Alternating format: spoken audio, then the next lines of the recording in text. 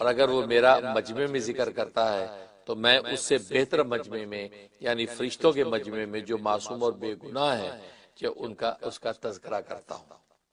اگر بندہ میری طرف ایک بالش متوجہ ہوتا ہے تو میں ایک ہاتھ اس کی طرف متوجہ ہوتا ہوں، اور اگر وہ ایک ہاتھ بڑھتا ہے تو میں 2 ہاتھ ادھر متوجہ ہوتا ہوں، اور اگر وہ میری طرف چل کر آتا ہے تو میں اس کی طرف دوڑ کر جاتا ہوں۔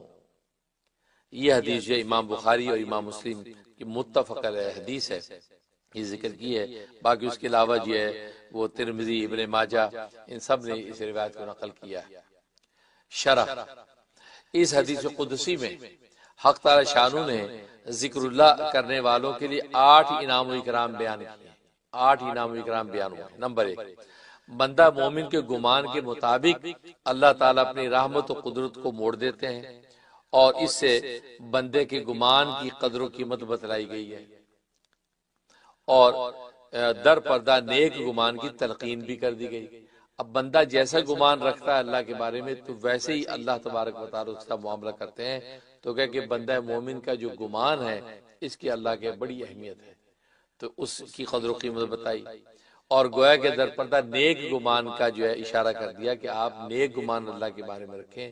اللہ کے بارے میں جب نیک گمان رکھیں گے تو اللہ تبارک و تعالیٰ بھی آپ کے لیے نیک فیصلے کریں گے۔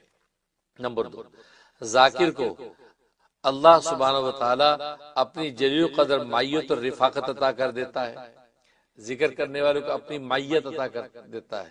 تو فرمایا کہ میں اس بندے کے ساتھ جو میرا ذکر کرتا ہے میں اس کے ساتھ ہوتا ہوں، تو اللہ کی معیت نصیب ہوتی ہے۔ نمبر 3، بندہ ذاکر کے منشا اور مرضی کے مطابق چپکے چپکے اس کو دل میں یاد کرتا ہے۔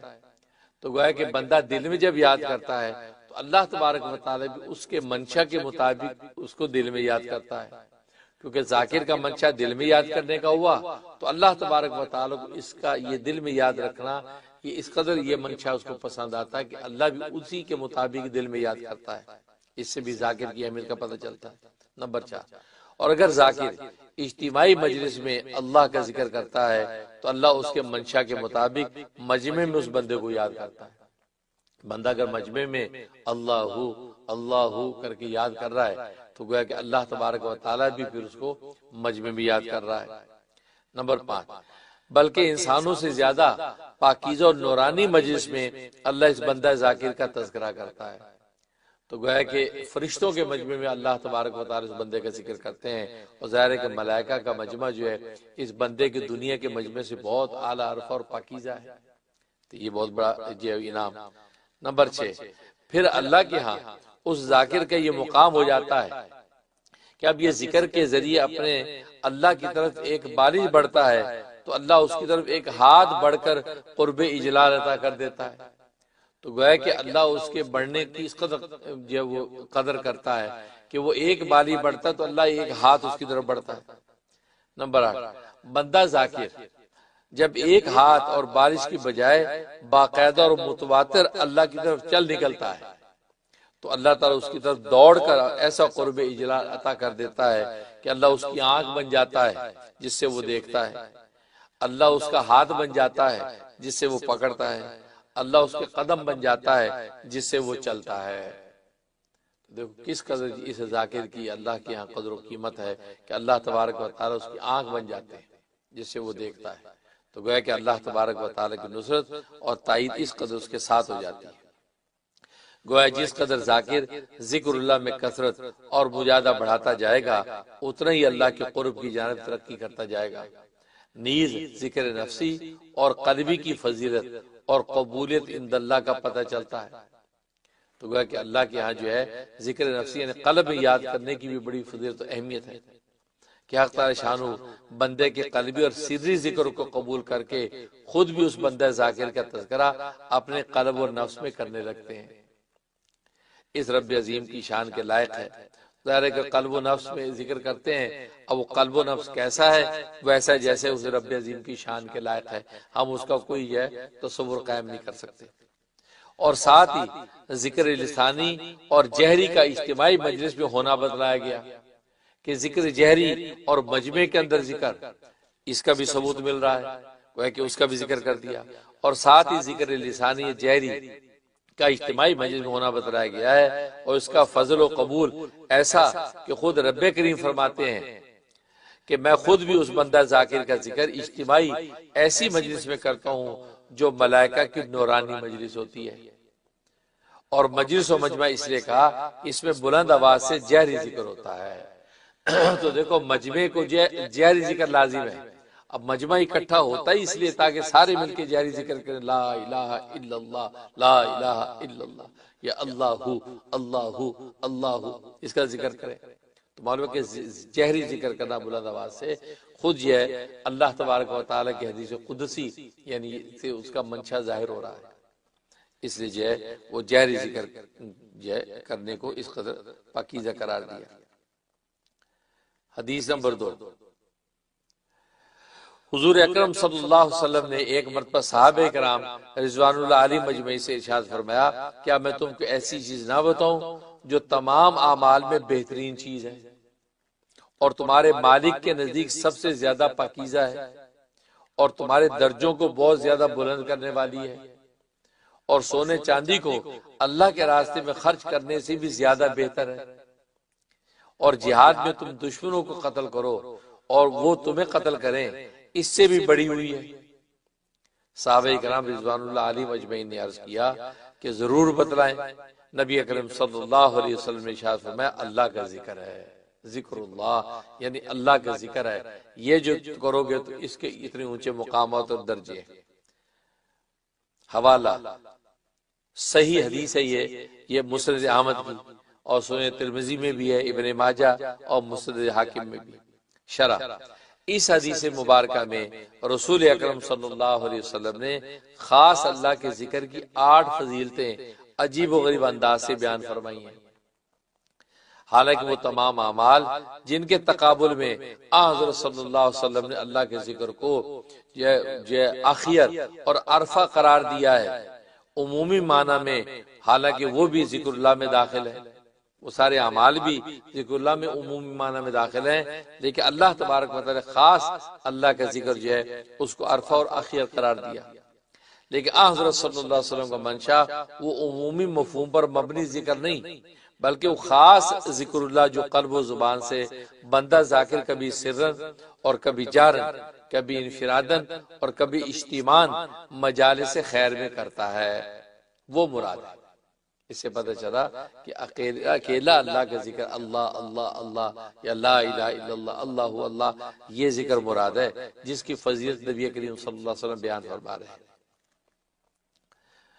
اس سے ان نادان لوگوں کے کلام کی تردید ہو گئی جو تمام اعمال خیر کو کے ذکر کو ذکر اللہ کہہ کے خاص اللہ کے ذکر کی نفی کر دیتے ہیں۔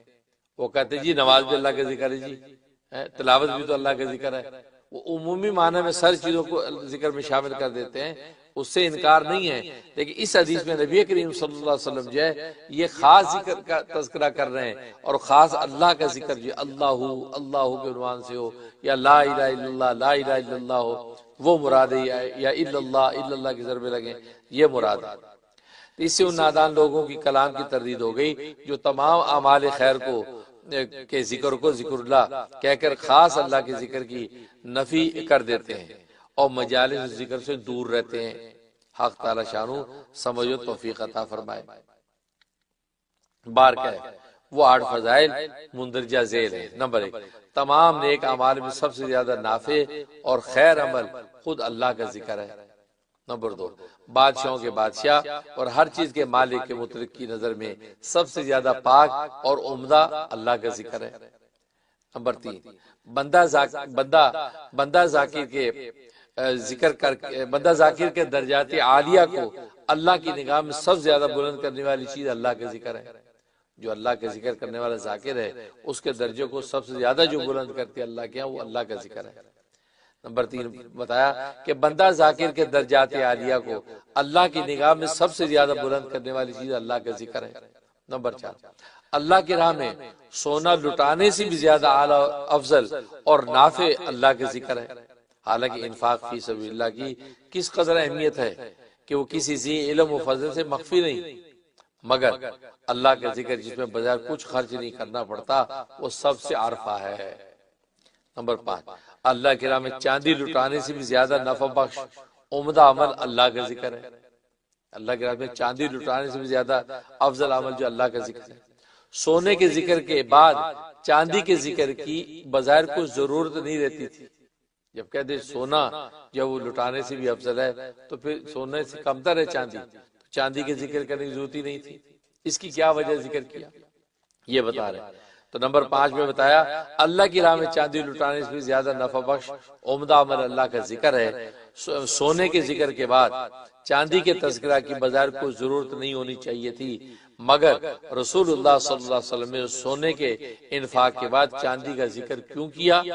حالانکہ سونا بظاہر چاندی سے زیادہ قیمتی ہے، تو جب ذکر اللہ زیادہ قیمتی شے کے انفاق سے زیادہ اعلیٰ اور خیر ہے تو ادنا شے سے تو بطریقہ اولا عرفہ ہوگا، بطریقہ اولا عرفہ اور اعلیٰ ہوگا، تو پھر چاندی کی ذکر کی کیا ضرورت ہے؟